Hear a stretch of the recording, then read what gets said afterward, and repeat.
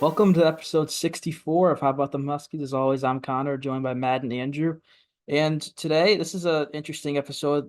Our previous game, is probably one of the more surprising outcomes, probably in the last couple of years at least. Number four Marquette came into Hartford to play the number one ranked Huskies, and we won 81 to 53. It was an absolute blowout. You say you predicted that, you're lying. I mean, everyone thought this would be go down to the wire, two top five teams, but no, Danny Hurley's Huskies found a way that it was close in the beginning, kind of back and forth, but we just took off at like halfway through the first half. We never looked back. It was shocking, honestly. I expected like Tyler Kolek, who was a Big East Player of the Year candidate, he really struggled. We'll get into that. Guys, just Marquette. I don't know if it was just the environment or what it was, but they did not come out with a sense of urgency. It wasn't really close at all. Like at halftime, I pretty much knew it was over, which is shocking for me to say, but. What was your guys' reaction? I feel like probably a little similar to mine. I mean, no one saw this coming. Yeah, I actually wasn't able to watch the game, so I was pretty busy. Just had to, come back, repeat it, see everything, look at the box score.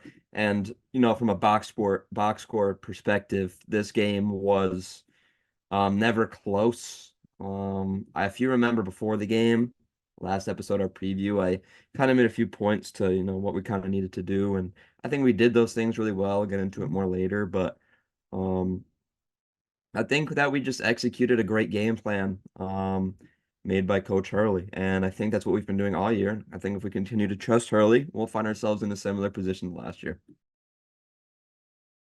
Yeah, you can't really say much about this game. It was just an absolute butt kicking. We looked good on every in every aspect. And like I had said in our last episode, this wasn't going to be a game where someone's going to drop 30 points with a double double. This was going to be a game where everybody had to do their job and every single person on the team did their job. And I'm just going to say this right now. I think we're going to repeat. Nobody's stopping us. I don't care about the whole March is a different game argument. This team is dominant and just nobody's going to stop us. We're too good to be stopped right now by anybody. I think a lot, like you mentioned about March, about how teams get upset easily. I mean, you think back to Virginia, have been upset I don't know how many times. This team, I'm not sure it's possible for a 16 seed to beat us or any seed below a four for that to be said. I don't think that teams who, barely stick in games in, smaller conferences can really stick with us. Uh, our biggest struggle has always been the Big East, and now we're making the Big East look super easy. We didn't really have much trouble outside of the Big East last year or this year. Our one loss coming out of the Big East was to Kansas, and that was on the road in one of the toughest stadiums to play in the country. So I think that as long as we don't end up playing Kansas anywhere near Kansas, I think that, we have a very good shot of going back to back. I agree. I'd love to see Kansas again, though. I still feel like we're better than them, especially with Castle. But I get your point there. And also, we'll get back to Marquette in a second. But since this topic was brought up, it's just historically over the past, I don't know, 8 or so years, 9 years, whatever, the team that won it all like failed to get to the second weekend or something like that. I like you said, I don't think it's certainly possible, but I also don't think it is because it's just we have so many guys that can beat you. I'll get into it in a minute. You could have your 7'2" center go off, or have your sharpshooting power forward, or one of your two scoring guards, or your lottery pick. One of them, even if just two of them go off, you're in a really good spot, especially against those lower seeded teams early on in the NCAA tournament. But back to Marquette, like I said, that we don't need everyone to go off at once, and that certainly wasn't the case. We had a couple guys that kind of struggled. Alex Caravan had 7 points, 2 for 9 shooting, 1 of 6 from 3. He wasn't. I don't think he was bad, but he was certainly below his standards. But obviously, it was enough to win. And Stephon Castle only had 3 points, 3 assists. He was really hot, and he kind of just cooled off a little bit. But once again, the same point, we don't really need him to go off because we have guys like Cam Spencer dropping his 14, Tristan Newton 15, 8 and 8, Klingon leading the team with 17 points, also 10 rebounds, his second double double of the year. And off the bench, my player to watch for last game. So I'm going to pat myself on the back there. Hassan Diarra, 14 points, 5 rebounds, and 6 assists. That was easily his best game as a Husky. He went 3 for 6 from 3. Felt like he was jacking a little bit, not gonna lie. So you don't really need Diarra taking 6 threes, but he was feeling it. He had his best game, so I'll let it slide. He was awesome. He had 3 steals as well, all in the first half. It was just he came in, provided instant energy. That's exactly what we need from him as a sixth man. I feel like, I mean, I'm honestly don't know the stats of all the other six men in the Big East, but I feel like he should be conference sixth man of the year, honestly. I don't think any other guy off the bench in the Big East provides the impact he does. I mean, yeah, especially in a game like this, we needed that energy. And speaking of energy, it looked like that building was awesome. I know, Connor, you were there. Me and Matt watched, but I mean, I heard obviously Andre was there. I heard AJ Price was there. Emeka was there. I mean, it was a stripe out, which we never done, which also looked cool. So I saw that the energy in that building was unmatched, and it's exactly what we needed for that game. And obviously, it helped because we beat a top five team by 28 points. So it's just awesome to see that it's back to this. I remember going to games at the XL Center a couple years ago when there was like hardly 8,000 people there, and now there probably wasn't an empty space in that arena on Saturday. So it's really great to see that, and especially great to see it just packed like that in one of the biggest games of the year. And you mentioned Diarra off the bench. I just want to make a quick little callback to at the beginning of the year, we all did our predictions for the team. One of us who isn't here today, Sarkis, actually predicted Hassan Diarra to be our sixth man of the year, which if you're looking at it right now, I would say it's pretty unanimous. He's been such a spark off the bench, such a bright spot this year off the bench. We needed someone to come in and step up with the amount of guys that we lost last year, and I think Diarra has slotted into that role perfectly. So shout out to Sarkis. Yes, definitely. Shout out to Sarkis, who's no longer with us, but he's always a friend of the pod. He's welcome back anytime. But Andrew, you mentioned the stripe out. It actually worked. Like you see pictures. I expected, oh, no one's gonna follow this. It looked like Yeah, I was it was like, no decent. way. I was, It, I it was like, no way. Like the old people that go to these games, they don't have Instagram. There's no way that they're gonna know which section. I thought it was just gonna be a sea of white and blue like usual. yeah, you could like easily tell that there were supposed to be stripes. It was also weird. It was weird because like the stripes weren't like perfectly like white, blue, but I don't know. It worked out. But we'll go back to DR real quick. He is certainly the sixth man of the year for this team. It's undoubted. It's undoubtedly whatever that word is. But even Samson Johnson has stepped it up a lot. He had 50. He played 15 minutes. He had 6 points, two steals. I mean, Stewart was solid in his minutes. He took a lot of shots. He went 1 for 5 in 8 minutes, but he had that nice offensive rebound putback in the first half. Solo Ball wasn't in the rotation this game, but he did come in at the end. We're up a lot and hit a three, so that's good to see. I just feel like the depth is the only thing that concerns me a little bit on this team because we're essentially like 7.5 deep because Stewart just spells Caravan for however long he needs to play, and it seems like Ball is trending downwards in the minutes department. So kind of 7.5. We'll call it 8. We'll call each of Ball and Stewart a half. I clearly it works, but I feel like there's a chance it could not. But I'm not gonna doubt or second guess Hurley at all. Obviously, he knows what he's doing. He's been in the big stage before, won it all last year. But if you had to ask me right now, what's my biggest concern, if any, it would be our depth. Let's see what else we got here from this game. I wrote down a couple notes I'm looking at. Donovan, I mentioned the double double. He had no fouls, which is huge. That's something I feel like kind of goes unnoticed, but he's a guy who earlier this month played like what 15 minutes against Providence, or maybe it wasn't the Providence game. There's one game he played like 15 minutes total because of foul trouble. That can't happen. But for him to not foul once, especially with a good big like Oso Ighodaro down low for Marquette, who is known to go inside and try to draw fouls, to not foul him once is huge. What else we got? I already talked about Cam, Tristan. Rebounds. Rebounding was huge in this game. Obviously, we're a good rebounding team. We out rebounded them 45-27. That's certainly the recipe to win by 28 points. You out rebound your opponent by 18. And it's not just Klingon, who he obviously had 10, but he's not usually the guy that gets a lot of our rebounds. It's a lot of Tristan Newton, who had 8, Cam Spencer even, who had 6. It's everyone steps it up. Diarra had 5. Our guards, we've always at UConn had really good rebounding guards. Looking at Tyrese Martin, Christian Vital, Shabazz Napier, all these good smaller players that can just crash the glass, and that's certainly the same this year. The rebounding has always been strong, but I feel like it's on a different level now.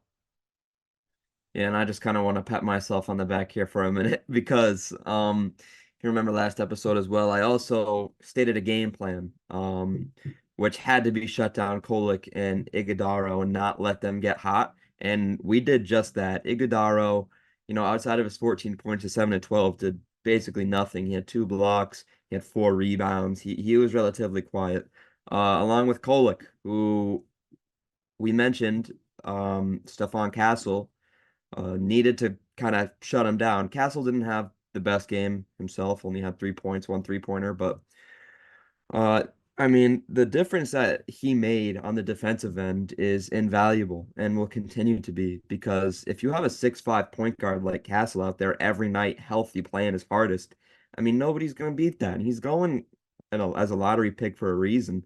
And if you just look at this game alone showed how valuable Klingon and Castle are. People have their doubts. People have had their doubts for all year. I mean, even in back to last year with Klingon, but shout out to Danny Hurley for correctly being able to use these guys, and shout out to these guys for having the wherewithal to stick through a tough season. Right now you're 24-2. We're in the final stretch here, so you just got to close it out. Yeah, and what's important with Castle, I feel like, is he's so impactful on defense in a game where he scores 3 points. That's pretty much definition of Andre Jackson for the past couple of years. A guy who doesn't need to put up double figures, doesn't even need to score 5 points, but he's just going to be active on defense, do all the little things, get some rebounds and assists.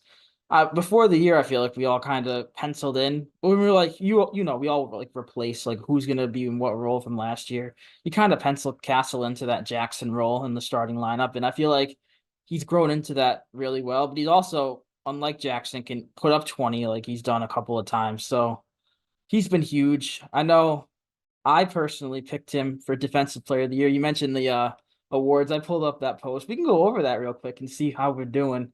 We'll include Sark as well in our predictions. We can do a group vote to see who's doing the best. So for MVP, I picked Newton. Matt, you picked Klingon. Andrew, you picked Newton, and Sark also picked Newton. This is tough because I feel like I don't know if we have a true MVP, but I feel like it is Newton if you had to pick one. So yeah, Rookie of the Year was Castle across the board. That's easy. Defensive Player of the Year, like I said, I had Castle. The rest of you guys had Klingon. I think it's Klingon, honestly, if you compare the two. But Castle certainly a decent defender. Diarra has a case in there too, I think. You guys can also jump in at any time. I'm just going down the list here. Yeah, I was gonna mention. I mean, I don't think Klingon. I mean, when he's been there, he's been super valuable, but it's just the lack of minutes and the lack of game time just due to injury kind of makes it tough for him. So, I mean, I wouldn't. I would like. I would say Castle just because of availability. Yeah. And going back to the MVP, you did say Klingon, Matt. I mean, if you take like the word most valuable player, I feel like Klingon's the most valuable guy for the defense he brings down low. But you could also say that's not true because without him, we didn't lose a game. So I don't know. You can go both ways there. My sleeper pick sort of for that would be Cam Spencer. No one said Cam Spencer, and I don't think anybody was even close to saying Cam Spencer, but he has a great shot, big debate for that. Yeah, I'm looking at this. None of us picked Cam for any of the 5 awards, which certainly wrong. He's got to be somewhere in here. I said Defensive Player of the Year, Most Improved Player. We were kind of all over the place for this one. I said Donovan Klingon. Matt, you said Samson Johnson, which I feel like will end up taking the cake here. Andrew, you said Alex Caravan, and Sark also said Samson. But Why? Why would I say Caravan? He started last year. What? I I'm think looking at this and I was like, what in the world? you probably assumed he was going to take like an NBA level jump, which I Yeah. think he sort of did in a way. Yeah, but still, I don't know about most improved as a I mean, start. I just pulled up his stats. He averaged 9 last year, 14.6 this year. He's shooting the same percent from three. He just says higher volume of shots. Like last year, he only took 7 and only took 4.2 threes. This year, he's taking 10 shots and almost 6 threes. So pretty much the same player, but more volume means more points. But it's not a bad pick. It could have been a lot worse. But I feel like this has to be Samson Johnson. I mean, he was a complete wild card going into the year, and he's more than serviceable at the center position. So I feel like I'm sure you guys would agree that should be Samson. So another point from Matt. And then 6th man of the year, like only reason I clicked on this, found this post because you mentioned it. All 3 of us said Solo Ball. And then good old Sark, Hassan Diarra. Solo Ball's gonna be a good player, but we definitely missed the mark there. But it's cool to look back on this. I honestly forgot we did this until you mentioned it. Had to pull it up real quick. It'll be interesting. I don't think it'll change much at the end of the year, but we'll look back at it again after we win the title. Um, let's see what else we got here. We got a couple, and before we go into our Creighton preview, a couple of other things I wrote down. This is the first time ever a Big East team has won 3 straight games by 25 or more. Obviously, we beat Georgetown, DePaul, and Marquette, and all 3 of those teams put up the same fight against us, which is funny because it's Georgetown, DePaul, and Marquette. But I don't know. It's just this team's setting all these records. They're breaking all these stats. It's just I didn't think we'd get better than last year, but clearly we can. Unanimous for the first time. Number one AP poll, obviously. Purdue. I wrote down on my notes here Purdue because they're doo-doo. They lost to Ohio State, who fired their coach earlier this week. So that's a bad loss for them. That's worse than any of our losses. But yeah, first time you've ever been unanimous in the AP poll, number one. So that's really awesome to see. It is so overdue, in my honest opinion. I feel like we are just head and shoulders above the competition. I'd like anything can happen in March. Obviously, you can lose one game on a random, whatever in the round of 32, but it doesn't mean that you're not the best team in the country. And I think that this team is undebatably the best team in the country and has been now since that Kansas game. Because we had our blip versus Seton Hall, but what team doesn't have a blip? After that, I mean, we're 20 freaking 4-2. I mean, when's the last time this has happened in school history, if ever? So I think that, we are a lot better than we got credit for, even going back to last year. And also, this just shows how hard it is to get unanimous number one because we've had a lot of really good teams. We've had some teams that won the title that weren't close to number one, like 2014, but some others like that 99 team that I believe finished 38-2 or whatever, however many wins in two. It's just we've had some really, really good teams, never unanimous number one. So that's another thing the 2023-24 Huskies can check off the bracket reveal from NCAA, which is kind of redundant now, I think, in a way, because we should be the number one overall seed after Purdue lost. But going into Saturday, Purdue was ranked ahead of us by the NCAA, which doesn't matter because we're still a 1 seed in the East region, so we still get Boston, Brooklyn. But I don't know. They had us as the 1, Carolina, who we already beat, as the 2, Iowa State, who's sneaky, all right, sneaky good. They play Houston tonight.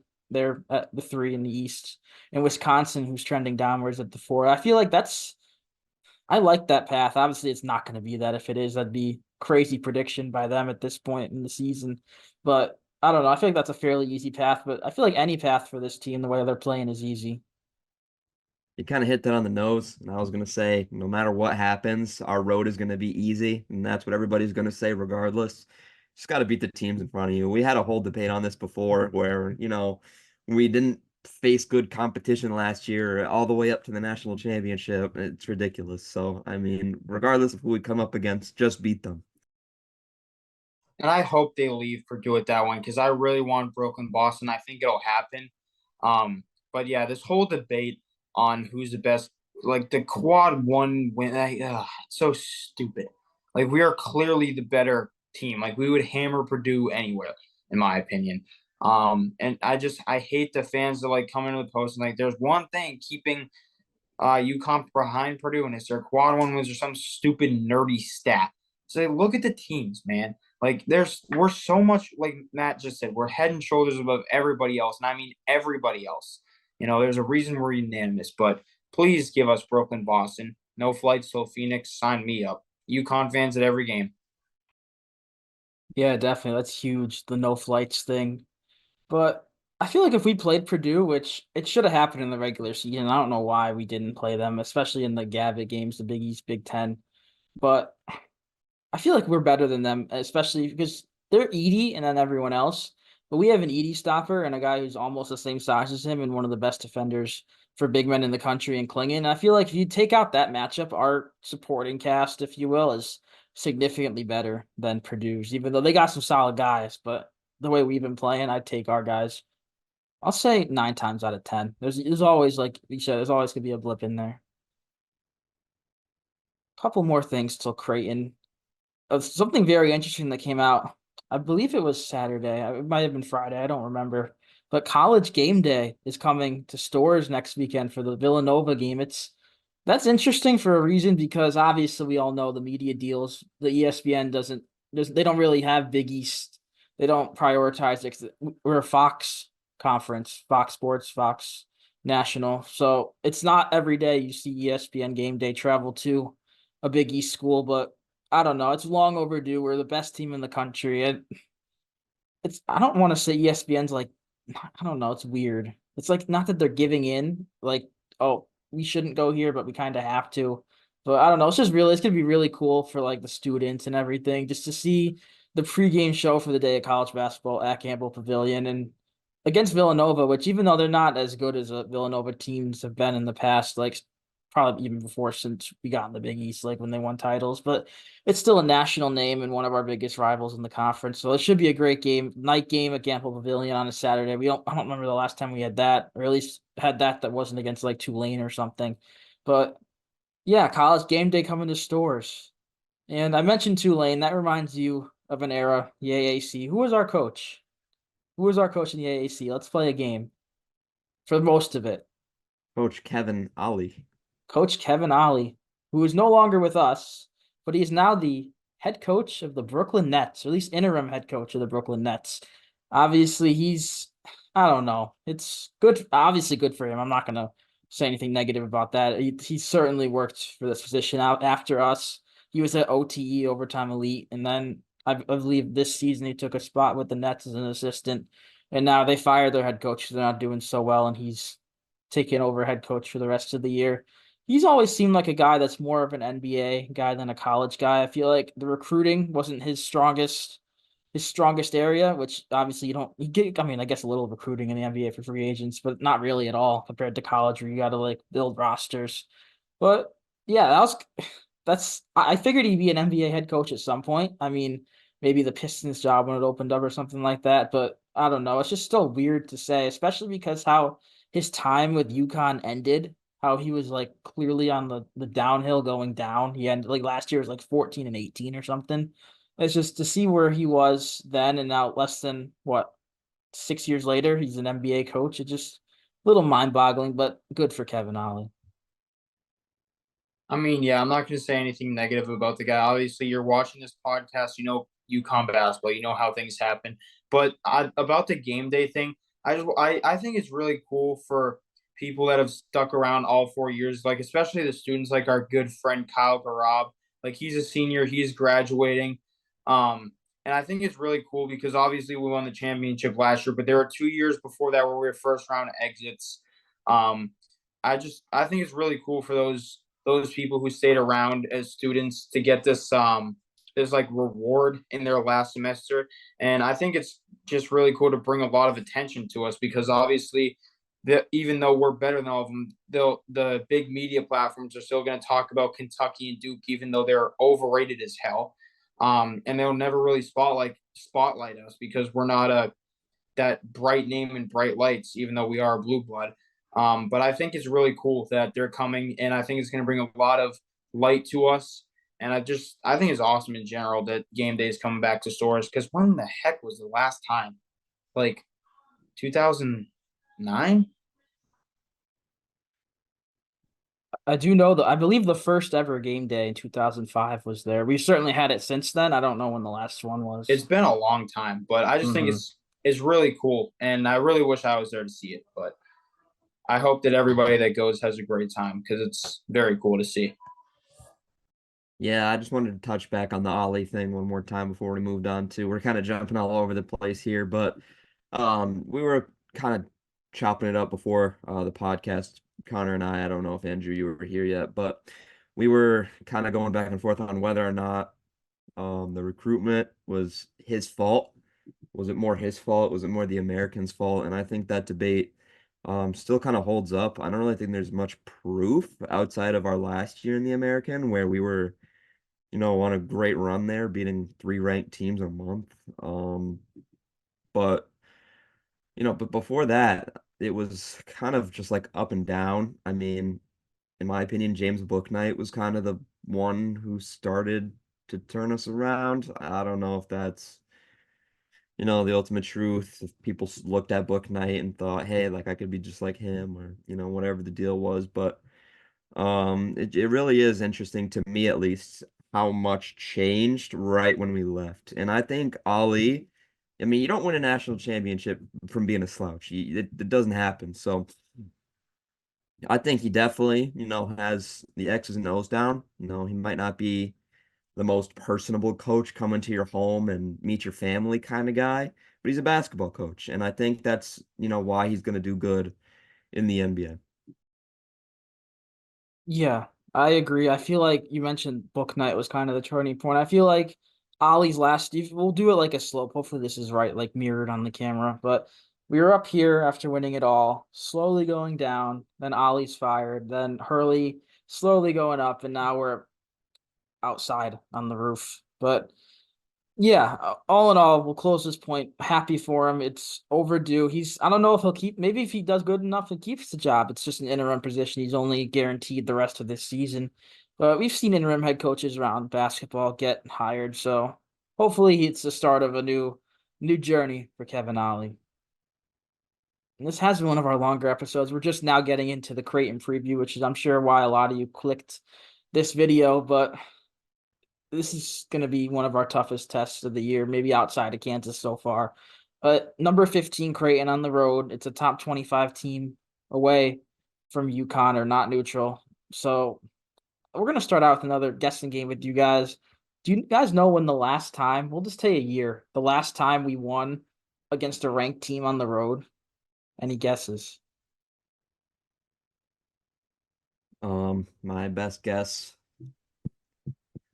would probably be had to have been before our 14 championship. I would assume 09. That would be my guess. I would have to, yeah, I would have to say 09 as well. Probably against like a team like Pittsburgh or something like that. You're overshooting a little bit. It's been since 2014, Okay, which hold yeah. on. Who was that against? I literally had Oh boy. it. So you guess Yeah, what? who the I'll give you the heck was date. It was that team? January 16th, 2014. So it was in the title year. Houston, Houston, I would say. Cincinnati, Wichita State, Memphis? Memphis. Memphis. Yeah, 116-14 at Memphis. 0-20 since I then knew it. against top 25 teams on the road. That's even including when we're the higher ranked team, obviously, which we are now against Who Creighton. was But on that Memphis team? who was on that Memphis team? Let's see. I mean, 2013 slash. I don't remember this game at all. I don't really remember much from that season, to be honest. But let's see. Anyone of note? We were 11 years old. There was no NBA players on that team. Who was Interesting. their Who was their guy? Joe Jackson Mm. averaged 14 points per game. So we clearly contained Joe Jackson that game. But back to Creighton now. Obviously, as we've seen them already. They came to Gamble about a month ago or so, and we embarrassed them. They scored less than 50 points for a team that averages 80. We won 62-48. I'd be shocked if we're not going to embarrass them, obviously. I'd be shocked if we hold them under like in that 50-point range. I expect them to score at least 70 this time around, especially at home, the way they've been scoring recently. But what's your guys? I always do this. What's your guys like initial like reaction? How you guys feeling going into this game? It's kind of a quick turnaround playing the number 4 team in the country, and then what, 3 days later you're playing the number 15 team in the country, this time on the road. So it might be tough. But how you guys feel?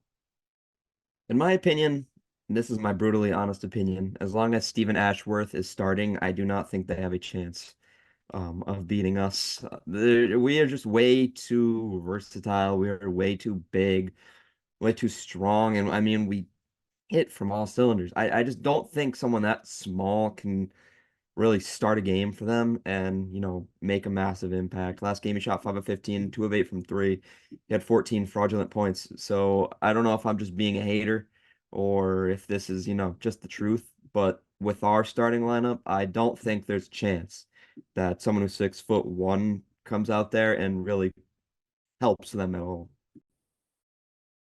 yeah, I think this is a year we win in Omaha. for the first time ever because I agree with Matt. They're not good. They're not very good anymore. They're pretty good, but they're not that elite team that they once were. And I agree with the whole Ashworth thing. I mean, coming into a lineup that like I feel like our average height's like 6'8" or something like that. But having him in there, obviously that game he was just shooting for the hell of it.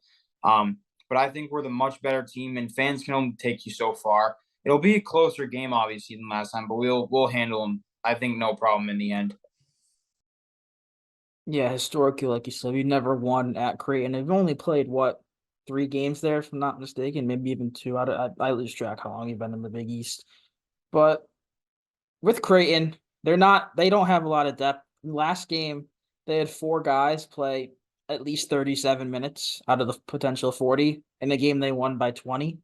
So even when they're up a lot, they're just playing their starters pretty much the whole time. Kalkbrenner played 38 minutes, which is very interesting because I don't think there's ever a world where we're playing Donovan Clingan 38 minutes. So that's not saying we need to, but that's just props to him, Kalkbrenner, for being able to play that long as a 7-footer. But you mentioned Ashworth. He played 37 minutes last game. Baylor Shireman and Trey Alexander did not come out of their last game, and they both did very well. Shireman's been on a bit of a hot streak. He had a triple-double 2 games ago. I believe it was against Georgetown. And then against Butler in their last game, he had 27 points, 10 rebounds. So he's certainly, I feel like, the guy you have to watch out for the most, but they certainly have a lot of weapons that can beat you. Yeah, and their big three is phenomenal, no doubt. Sharman, Alexander, Kalkbrenner. I mean, they match us up pretty perfectly. I mean, take Kalkbrenner out there and you could throw him on Kling, and you take Alexander out there, and I mean, he's not going to defensively hound him, but I mean, he's going to give Castle problems, and then Shireman up. Like, it's just like, who do you double team? Who do you stop? So, I mean, the defense is going to have to show up just like it did last game. I'd say there's no chance they score below 50 points again, let alone 60. I think this one could be more of a shootout on their turf. But like I said, I mean, you just got to find ways to stop this big three. Yeah, big three that all average at least 17 points per game. I don't have the data in front of me, but I doubt there's another team in the country that has 3 guys averaging that many points. They don't have much after those three. That you mentioned Ashworth, he's averaging 10. No one else is even close to double digits. So it's really a top heavy team. But yeah, we stopped them in that first matchup, which was really impressive because if you add up those averages between those three, that's more than what they scored against us in the first game. Let's see. They combined out of the 48, because Ashworth had 14 of that 48, you have to remember. So out of the 48, they combined for 11, 12, that's 23, 29 points total, and they combined to average over 50. So we're not going to combine for that trio to score less than 30 points again. One of them alone could score 30 points, but I don't know. It's always tough to win on the road. We say that, but we said that against Georgetown. It's tough to win on the road. We're gonna win no matter what. DePaul, we're gonna win no matter what. But this one, I don't know. I I don't know. I feel like we were making our predictions earlier in the Big East play when our next loss would be. A lot of us said either the Marquette game or this game. I didn't think honestly we get to the point where that even be an option. I thought we'd certainly drop one of the last 14. But yeah, I don't know. We're certainly really hot, but this could easily be a game that we don't win. But let's just get the players to watch. I mean, who are you keeping an eye on for this game, like matchups wise? Like, I'll let you guys kick it off, and I got mine. I'm gonna roll with Donovan Clingan in this one, just because obviously that Kalkbrenner matchup is tough, and Donovan Clingan has been on an insane run here. So, in my opinion, I think we go where Donovan goes this game. We kind of like he's gonna be the leader. So, in my opinion, I think if Clingan has a big game, we win this game. Mine's kind of confusing, but I'm gonna see if you guys can kind of like keep with it. So it's gonna be whoever's not being guarded by the big three in the starting lineup. I mean, I feel like obviously Kalkbren's gonna guard Klingon. I feel like Sharman would guard Caravan, and then Alexander would guard Spencer or Castle, which leaves Newton, and Spencer. Either one of the two who aren't guarded by the big three is going to be my player to watch. So little confusing, but it's I hope you guys understand because it's like obviously they're a very top heavy team. Ashworks athlete. I mean, he's as tall as me, so he's obviously not big in terms of basketball. So it's whoever's not guarded by the big three is going to be my guy to watch. Yeah, I understand. I feel like they almost have to throw Ashworth on Cam because if you throw Ashworth on Tristan Newton or Castle, it's not going to be a good day for him. It's not going to be a good day for him defensively, no matter what. But putting him on a guy who's 4 or 5 inches taller as opposed to 3, which isn't a lot, but still, I feel like so. I feel like Cam is one for your theory, and I feel like Mason Miller will guard Caravan, the true force. So maybe not, but I feel like Caravan and Spencer are the two you're kind of highlighting there. But my player to watch kind of goes along with Matt's. We mentioned Kalkbrenner plays like pretty much the entire game. Klingon does not. Samson Johnson's gonna have to step it up. He played 23 minutes against Creighton last time. Did solid 4 points. He did a 4 fouls. But we're gonna need some, especially on the road. Klingon maybe he'll get into foul trouble early. Fingers crossed he won't. But you're going to need Sampson to hold his own for however long we need him in there at center because this is a game you're not going to see really Alex Caravan at the 5 like we've seen a little bit this year. You just can't do that against Kalkbrenner. But yeah, Samson Johnson certainly is going to have to, one, stay out of foul trouble, and two, just do what he does best. Don't try to be more than what we need him to be. He's just a guy to grab rebounds, alter shots, just be Samson Johnson and we'll be okay. I think that'll finally do it for this episode. One of our longest ones in a while. We had a stretch of some shorter ones, but this is a lot to talk about. Probably the most we're going to talk about all year with all the, for lack of a better term, junk in the middle between the preview and the recap. But this is the fun part of our season. This is the Marquette, Creighton, Villanova. After that, we have Seton Hall. All these real Big East school. Well, Creighton's not a real Big East school, but all these good Big East schools, I'll say.